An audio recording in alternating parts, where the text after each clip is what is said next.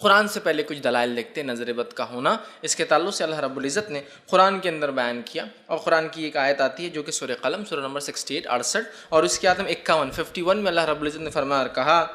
وَإِن يَكَادُ الَّذِينَ كَفَرُوا لَيُزْلِقُونَكَ بِأَبْصَارِهِمْ لَمَّا سَمِعُوا الذِّكْرَ۔ تو اللہ رب العزت نے جو ہے اس آیت کے اندر فرمایا اور کہا وَإِن يَكَادُ الَّذِينَ كَفَرُوا کہ اے نبی کافر جس نظروں سے تجھے دیکھتے ہیں، کافر جس نظروں سے تجھے دیکھتے ہیں، جو کہ ایسی نظر جس کو اللہ کہہ رہا ہے جس سے وہ تجھے پھسلا دیں۔ پھسلانا سمجھتے ہیں آپ؟ دیکھنے کے بنیاد پر کسی سے اپنا کام کروا لینا ہوتا ہے نا۔ کچھ لوگوں کی نظر ایسی ہوتی ہے کہ دیکھنے کی بنیاد پر آپ سے کام کروا دیتے ہیں۔ تو اللہ نے فرمایا اے نبی یہ کافر لوگ جو ہے ان کی نظروں کے ساتھ جو ہے تمہیں پھسلا دیں گے جب انہوں نے اس قرآن کو سنا۔ مطلب کافروں نے جب قرآن کو سنا تو چونکہ انہیں اسے نہیں ماننا تھا، وہ اپنی نظروں کے ذریعے کہیں تمہیں پھسلانا دے، بہکانا دے۔ علامہ ابن کثیر رحمہ اللہ اس کی تفسیر میں لکھتے ہیں کہ یہ آیت سے یہ چیز مراد ہے کہ جب نبی اکرم صلی اللہ علیہ وسلم نے اسلامی عقیدہ، اسلام لوگوں کے سامنے رکھا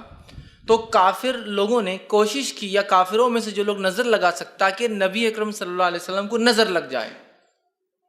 آپ کو نظر لگ جائے۔ تو یہی معنی ہے کہ کافروں نے، اللہ نے لفظ بھی دیکھی کیا فرمایا بِأَبْصَارِهِمْ، ان کی نظروں سے۔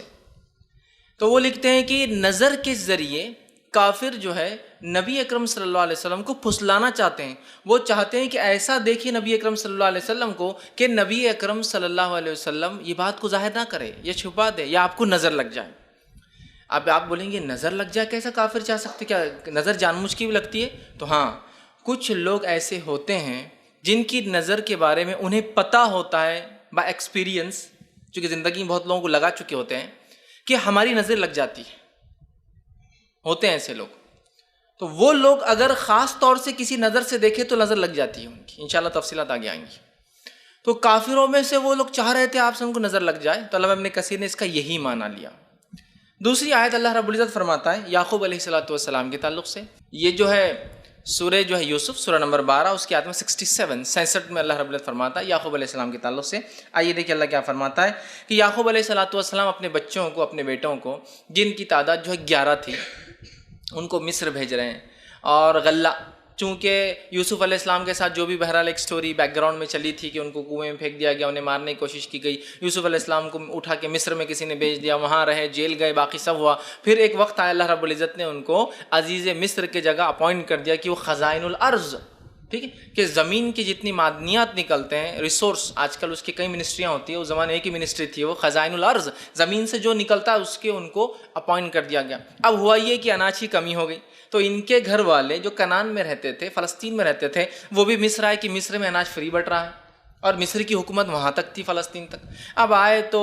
یوسف علیہ السلام نے سب کو پہچان لیا نا، چونکہ آپ تو چھوٹے تھے تب، ان سب کو پہچان لیا۔ اچھا، تو 10 بھائی آئے تھے۔ اب انہوں نے کہا میرا ایک بھائی زندہ ہے، اس کو بھی انہوں نے مار دیا۔ تو کہا تمہارا اور کوئی بھائی ہے؟ تو کہا ایک ہے۔ تو کہا اس کو بھی لاؤ تو اناج ملے گا۔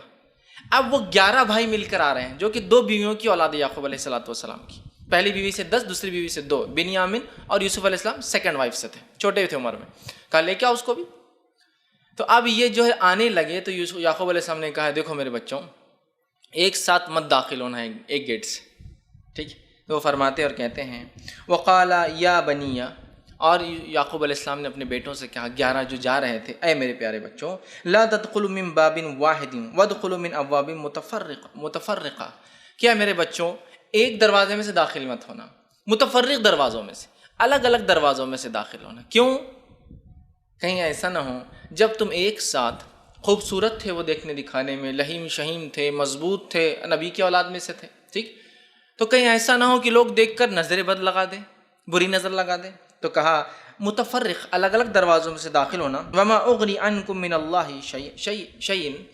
اور یاد رکھنا اللہ کی طرف سے اگر کوئی بات ہوں گی تو میں اس میں کوئی تبدیلی نہیں لا سکتا ہوں۔ دیکھیے، ایک تو کہہ رہے ہیں احتیاط کرنا، الگ الگ دروازوں میں سے جانا، اس کے بعد بھی اگر کچھ برا ہونا ہو تو ہم کچھ نہیں کر سکتے، وہ اللہ کی طرف سے ہوگا۔ تو کہہ رہے ہیں کہ اللہ کی طرف سے ہوگا تو پھر تو ہم کچھ نہیں کر سکتے۔ ان الحکم الا للہ، اس لیے کہ حکم تو اللہ کی طرف سے ہے تمام چیزوں کا۔ پھر فرماتے ہیں علیہ توکلت، اور ہمیں چاہیے اسی پہ ہم توکل کریں، وعلیہ فلیتوکل المتوکلون، اور تمام بھروسہ کرنے والوں کو، توکل کرنے والوں کو اللہ پر ہی توکل کرنا چاہیے۔